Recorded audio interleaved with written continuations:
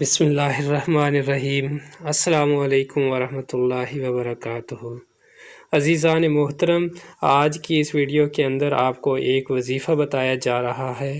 یہ ان لوگوں کے لیے ہے کہ جن کی اولاد ہوتی ہے اور مر جاتی ہے اور اولاد زندہ نہیں رہتی، تو ان کے لیے ضروری ہے کہ وہ سورہ صافات کی آیت نمبر 76 کو روزانہ صبح و شام 11 مرتبہ پڑھ لیں۔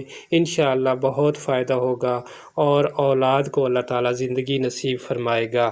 تو آئیں اس آیت کی تلاوت سنتے ہیں۔ وَنَجَّيْنَاهُ وَأَهْلَهُ مِنَ الْكَرْبِ الْعَظِيمِ وَنَجَّيْنَاهُ وَأَهْلَهُ مِنَ الْكَرْبِ الْعَظِيمِ۔